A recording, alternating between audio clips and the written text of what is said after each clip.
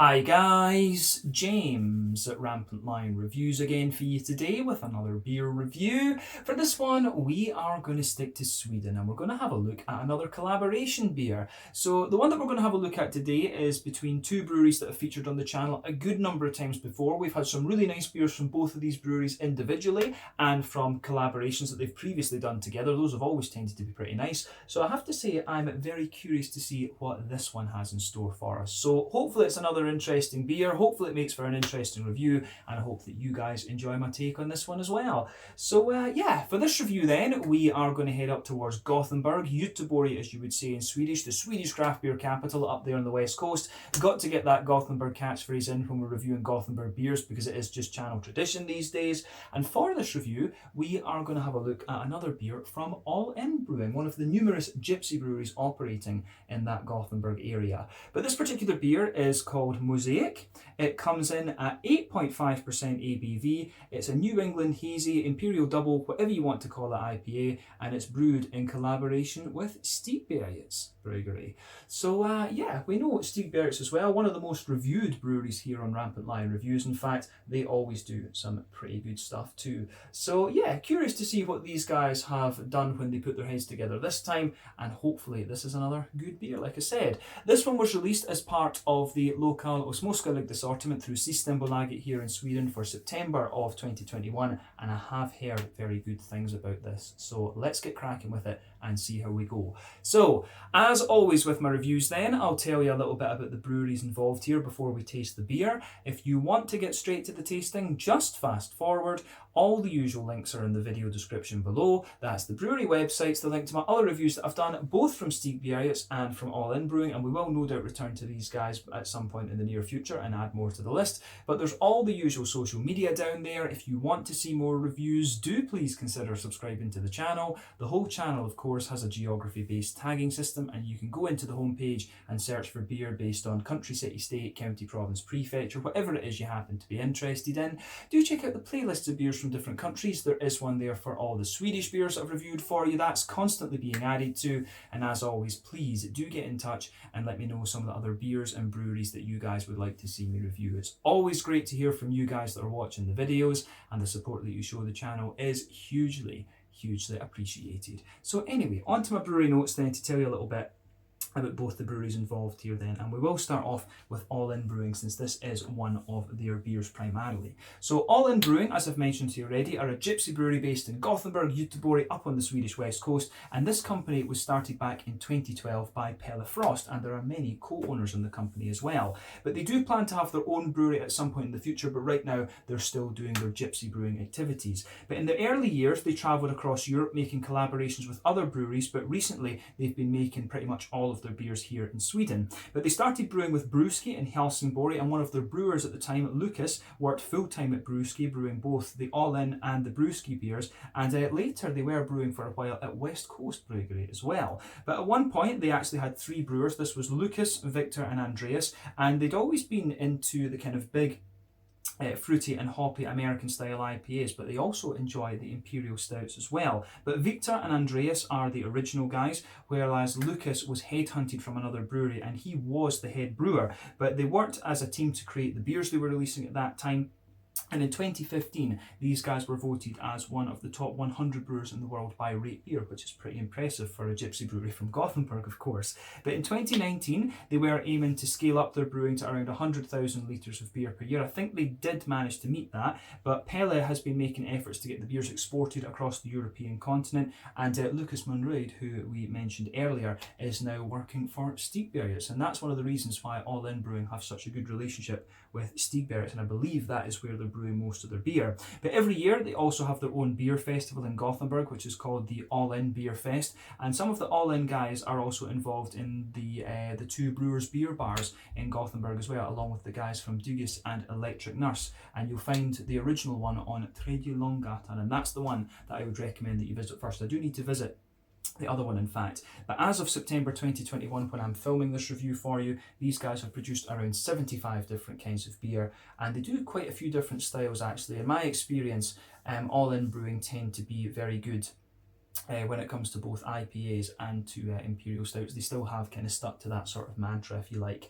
But yeah, that is all I can really tell you about All In Brewing for the moment. If you want to learn more about these guys, you can of course check out the brewery website. You can follow them on Facebook and Instagram to keep up to date with all the latest goings on, and you can check out the Rate Beer, Untappd and Beer Advocate pages to learn a little bit more about all the different beers that these guys have done. So yeah, let's go on to the away brewery then, to Stigbergets Bryggeri. And like I say, one of the most reviewed breweries here on Rampant Lion Reviews. So Stigbergets Bryggeri, as I've mentioned to you already, based in Gothenburg, Göteborg once again, and these guys were founded by Nils Hultkrantz and Richard Simonson. So the pair own 2 bars that share the one kitchen. This is Bar Kino and the Hagbjörns Cafe, which are located on Linnegatan in the city, and they opened back in 2007. And this building is actually an independent cinema, and if you're curious to see what it looks like, you can check out my out and about video that I did at the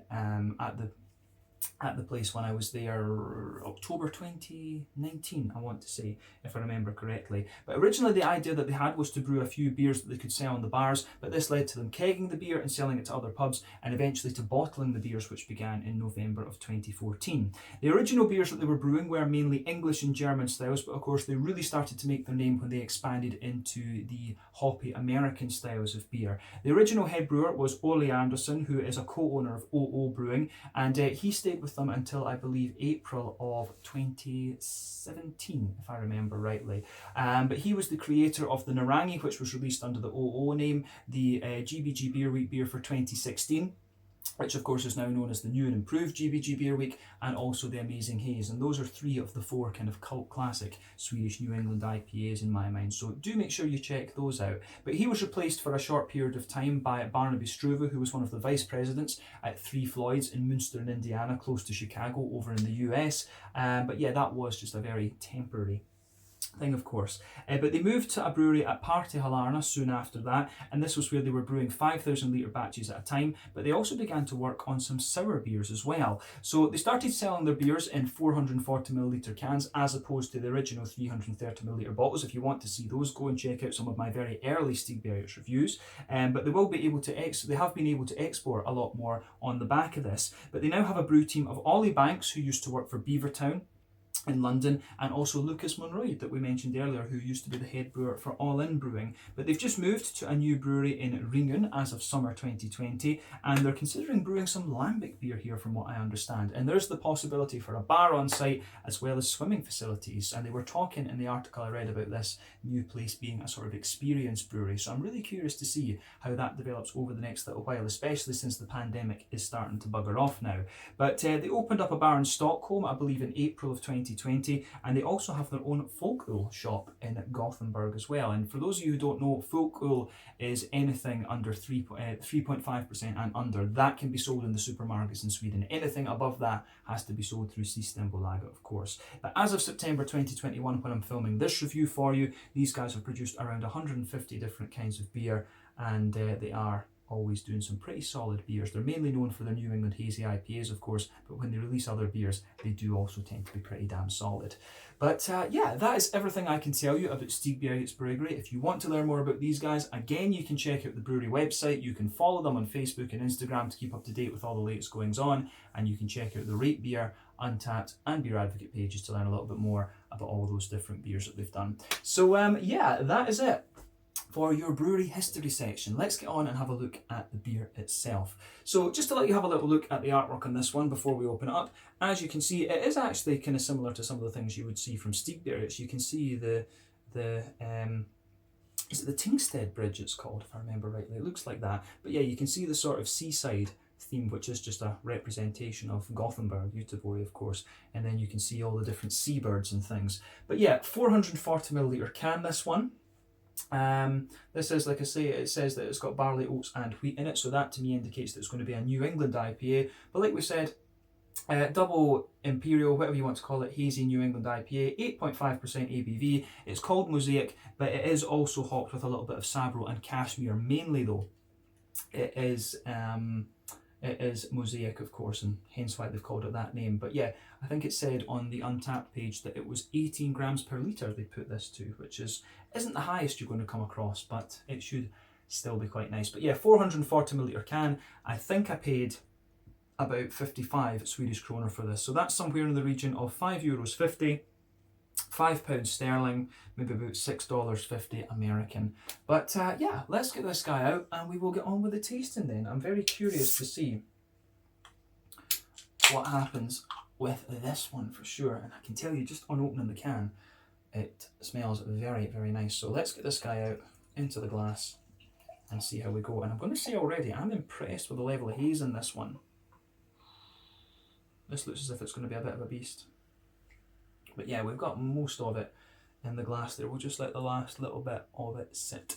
So there we are. So anyway, as you can see with this one, the head hasn't come up too much on it. So just before the head disappears, you can see that it poured with about you can see that it poured with about a 1/4 finger of a frothy, I would say, cream coloured head. That's not a perfect white head that has, but that has just faded away right away to be a very thin foamy ling, and there's just a little island floating around in the middle of that of bubble. But when you shine the light through this one looks pretty good actually. So to you guys on the camera, this one it's appearing a little bit brighter to you guys than it is to the naked eye, but I have to remember the lighting in here is a bit different. But in my mind, this one is a very kind of rich, light, it's a kind of lighter, rich amber colour for me. It's a sort of very dark, murky yellow, light amber in my opinion.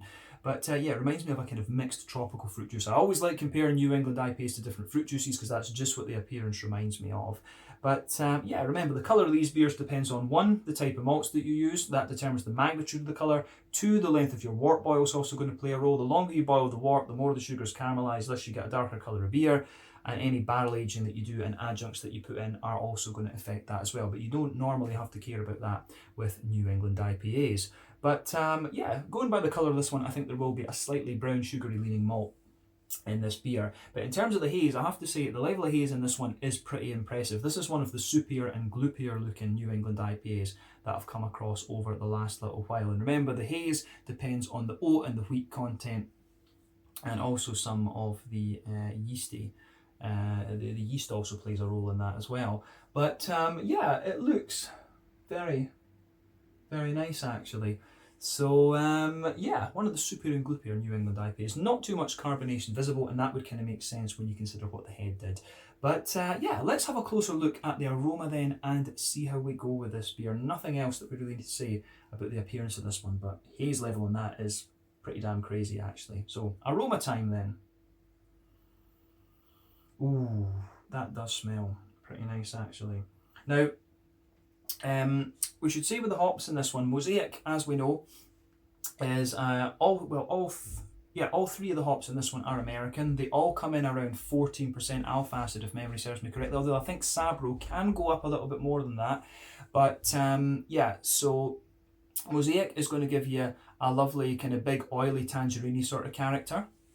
Sabro is going to give you a good little bit of orange, but also quite a little bit of it's also going to give you quite a little bit of coconut and things as well. Cashmere is an interesting one. It can give you a bit of melon and also quite a bit of a lemon limey character too. So we'll pick this up no doubt, just to give you a wee rundown of the hops that are in this beer, just from past experience. But yeah, the aroma of this one, I'm going to say, is pretty damn nice, and it kind of struck me as we opened up the can earlier as well. But yeah, on the as we say, on the malty side of things, well, just to give you an overview, for me, this strikes me as a very smooth and kind of sweet malty New England IPA, but it's also very, very juicy, and the green component, I think, is quite aromatic. That's just a general overview of it, but let's go into it a little bit more in depth, should we say. So, malty side of things, backbone of this one, it's actually very, very smooth. I mean, you can smell like a little bit of that kind of white bread crusty character coming out of it. Absolutely.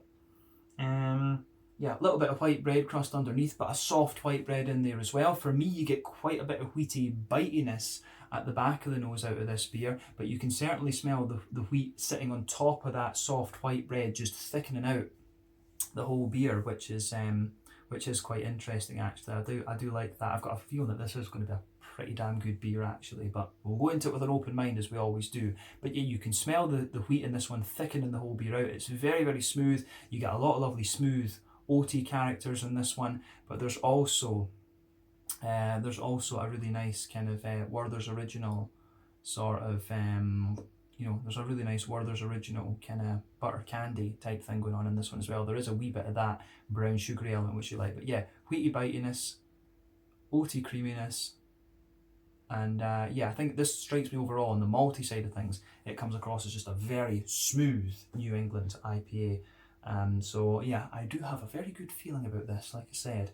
But on the hoppy side of things then, on the hoppy side of the beer, hoppy side of the beer then, I don't think we really need to say any more about the malty side of it right enough. But on the hoppy side of the beer, the green component is quite nice. You get a little bit of earthiness in this one, which I think is most likely to be the Mosaic, of course, and the Mosaic will be the dominant hop in this. You don't call a beer Mosaic and then don't make Mosaic the most dominant thing in it. So yeah, you get a little bit of earthiness out of this for sure. There's a nice bright floral aromatic note to this one, but I would say that at the same time that floral aromaticity does have a little bit of wetness to it, if that makes sense at all. Yeah, you've got a little bit of that kind of wet, leafy floral aromaticity coming out of the beer, but then round at the front, at the front of the nose, you get a lovely big kind of zesty, grassy kind of character to it. So yeah, I like how this one, I do like how this one goes about its business for sure. So yeah, green component for me is quite nice. Nice bit of grassy zestiness, a bright but slightly wetter, a bit of a wet floral aromaticity as well, and then a nice wee touch of earthiness. But overall, green component is good. On the fruity side of things then, let's look at that. Fruity side of the beer for me, quite an oily fruity character I would say, and it really leans towards the kind of citrusy, zesty sort of thing. So for me it's big oily tangerine characters all the way, but because of the Sabro, I think it comes across as quite zesty. If I was blind smelling this, I might think it was Amarillo that's in here. Amarillo has that big oily but quite zesty orangey character, and if I was smelling this blind, I think that's probably what I would pick out of this one, because for me Mosaic is always a bit softer and a bit more oily in a sense in its tangerine characters. But yeah, a lot of big tangerine orangey characters for me. You can smell a wee bit of the coconut from the Sabro underneath, and I'm trying to see what I can get from the Cashmere as well. Cashmere is usually a very distinctive hop.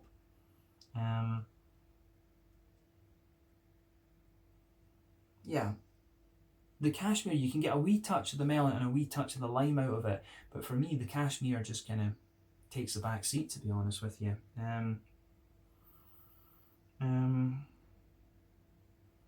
Yeah, the Cashmere, yeah, when you sugar the beer up, you get a little bit of lime out of it, you get a little bit of melon and things like that, and yeah, it goes together really nicely in that sense. So yeah, a nice big kind of oily type vibe out of this one, a really big oily fruity kind of thing.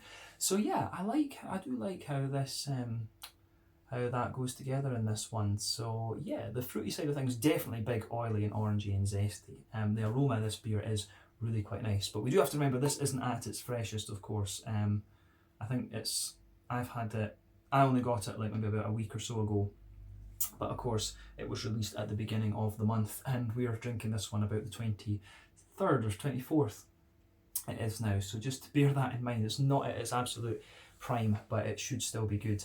But yeah, there we go. So yeah, the Mosaic, a collaboration between All In Brewing and Stigbergets Bryggeri up in Gothenburg, two very solid breweries, and I'm curious to see what this has in store for us. Slàinte, skål, cheers, take a look at the aroma before you do it, as I always say. Here we go.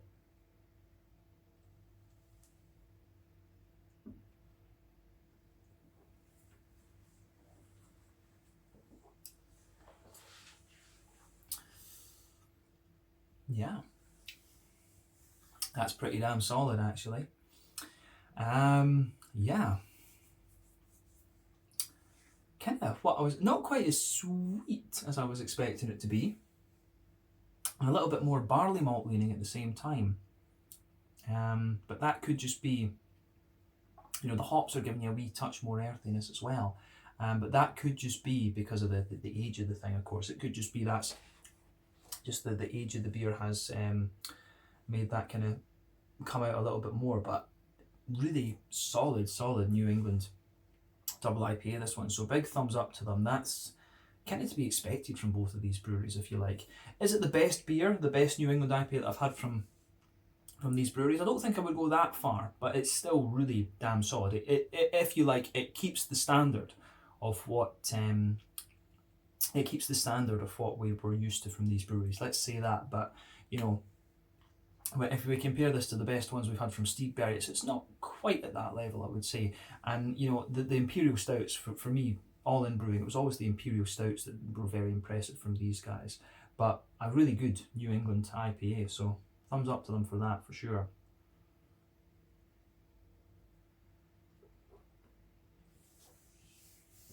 But yeah, overall, this is quite a slick, oily and juicy IPA. Smooth on the malt base, and the green component is nice and wet and leafy as well. So I really like how this beer goes together. This is solid. Let's break it down then and describe it for you a bit more succinctly. So straight away, middle third, back third of your palate, you can feel that nice kind of slightly soft bread crusty layer there, blanket in the middle of your palate. On top of that, you've got the soft white bread from the barley malt, absolutely. And then you can feel the wheaty layer on top of that as well, just thickening the whole thing out. So that's on the middle third and the back third of your palate. Let's concentrate on the middle third of your palate for the moment. Let's look at this.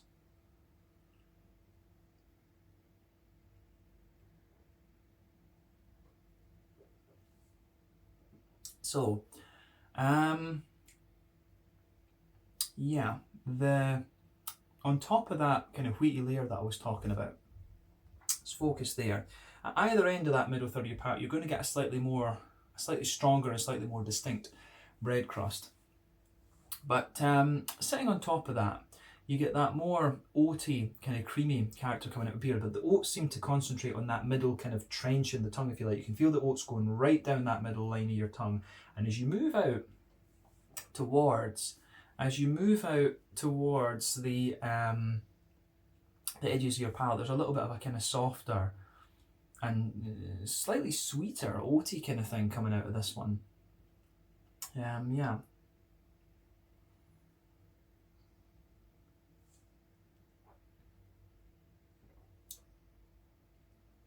So yeah, you can feel the oats quite smooth and quite thick in the middle of the palate. Then as you move out towards the kind of edge of the tongue, as we say, it sort of smoothens out and it just sweetens up a little bit. But in the middle of your palate, you definitely get a sweeter circle there. So you can feel that in the middle of that middle third of your palate, there's a sweet circle there. You can feel that oily Werther's Original type character coming out of it, that butter candy, butterscotchy thing. If you go right into the dead centre of your palate, there's certainly a wee bit more of a straight up sweet caramel out of this one.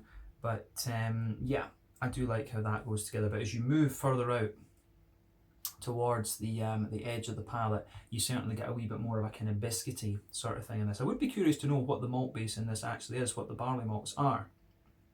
Because the way that the sweet side of this beer comes out is actually very, very nice. So yeah, concentrated caramel, you can feel the underlayer of the kind of Werther's Original butterscotchy sort of thing, probably Golden Promise that. But then as you move out towards the edges of that middle third of your palate, there's certainly a wee bit more of a kind of biscuity thing, which I really like.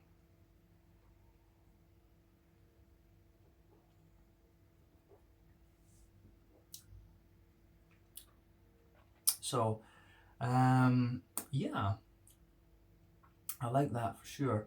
But on the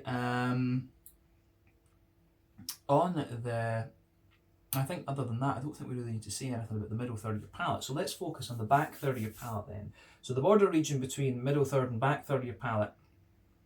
On top of that, you get a little bit more of a kind of bread crusty sort of thing.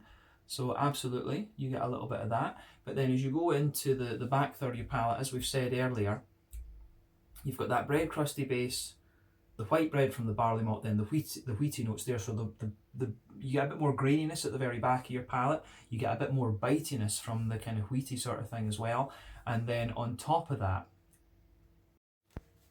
Alright guys, sorry about the stop there. System memory apparently was full, so we just need to remember that. The curse of filming in 4K.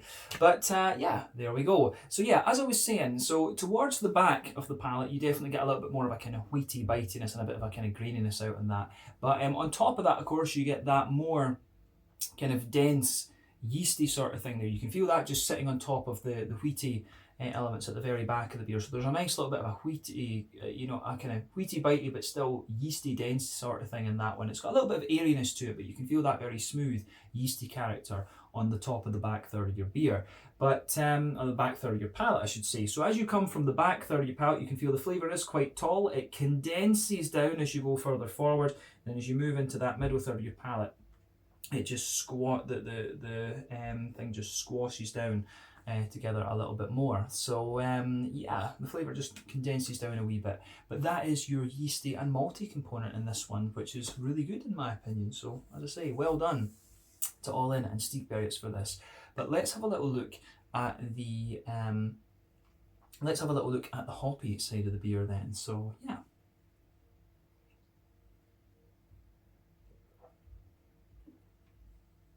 So yeah, green component then.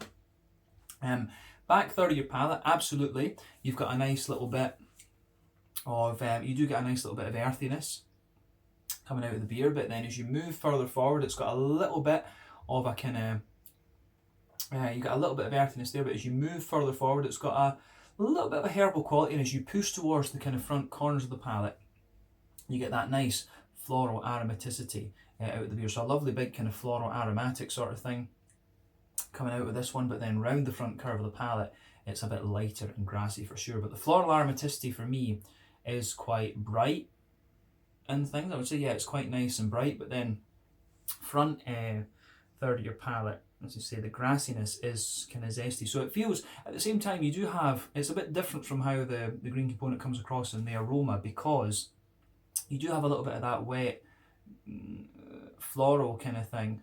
You have that a little bit of that wet floral kind of thing, but you've also got a wee bit more of the kind of aromatic side of it as well. You can feel that it's quite a deep aromaticity and quite deep, quite bright, but also quite wet. So there's an interesting aromaticity to this one. But yeah, front third of the palate for me does have a wee bit of zestiness, and I think that's most likely to come from the addition of the Sabro and the brain's gone dead now. What was the other hop in this one?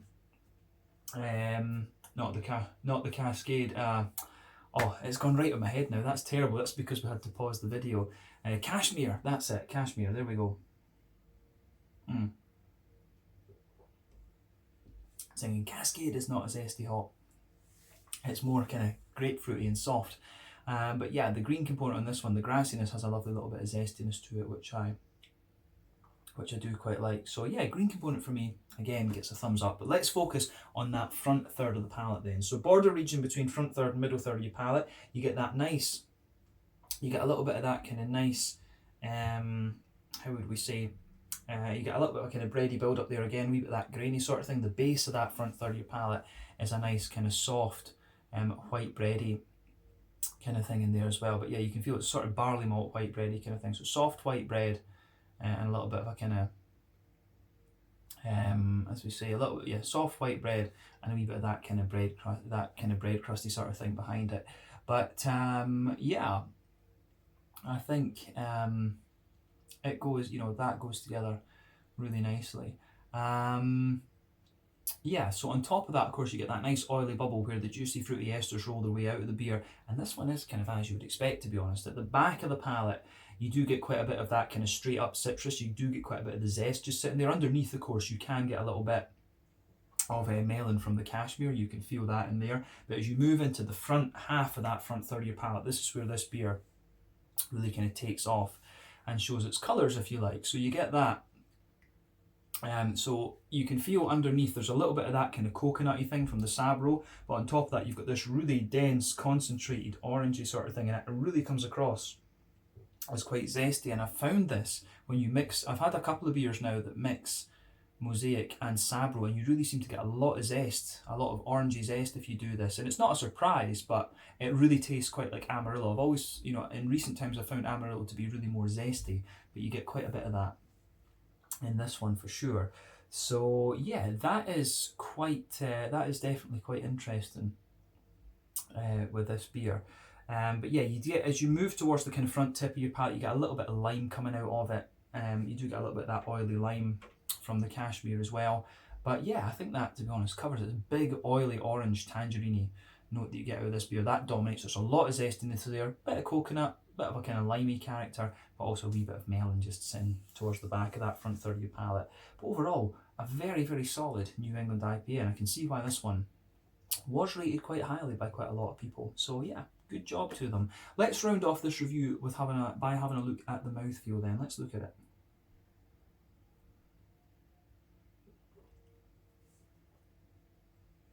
So, mouthfeel wise, pushing towards the top end of mid-bodied. The carbonation is very, very smooth. It's got a nice kind of oily, slick character to it, in my opinion, this one. But yeah, really nice and smooth and oily, in my opinion, quite slick. And yeah, just a little bit of kind of bitterness and things. It's got a really interesting mix of things in it, this beer. But yeah, on the hoppy side of things, I think, you know, if we talk about this beer, generally speaking, you've got a nice little bit of hoppy bitterness there. I think this might be a little bit more bitter, you know, maybe 40 IBUs, something like that, maybe 50 at a push, but I think this one is a wee bit more bitter. As I say, a wee bit of earthiness, a wee bit of floral character, and a bit of zestiness. The malt base for me is quite smooth, but it does give you a degree of sweetness as well. But I'd say, yeah, more kind of smooth than anything else. The sweetness wasn't quite as much as I expected from the aroma, but the fruits are really kind of juicy and oily at the same time, and there's a nice bit of zestiness to the beer. So overall, this beer gets a big thumbs up from me. I've enjoyed this one, and definitely cool to try something else from All In Brewing as well, because I've not had too many New Englands from these guys, if memory serves me correctly. So yeah, I think we can leave it at that for this one. So yeah, this was the Mosaic, an 8.5% New England Hazy Imperial Double, whatever you want to call it, IPA from All In Brewing, brewed in collaboration with Stigbergets, both of whom come from Gothenburg up on the Swedish west coast. And that is that. So once again, thank you for watching my beer reviews. Until the next time, please like, subscribe, share, all the usual YouTube stuff. Let me know your own thoughts on this beer in the comments section below. Let me know what your favourite beers are from both All In and Stigbergets, and we will no doubt return to these guys at some point soon. Thank you for watching. Check out my social media, check out theirs, and I'll see you guys on the next one. Slàinte, skål, and cheers.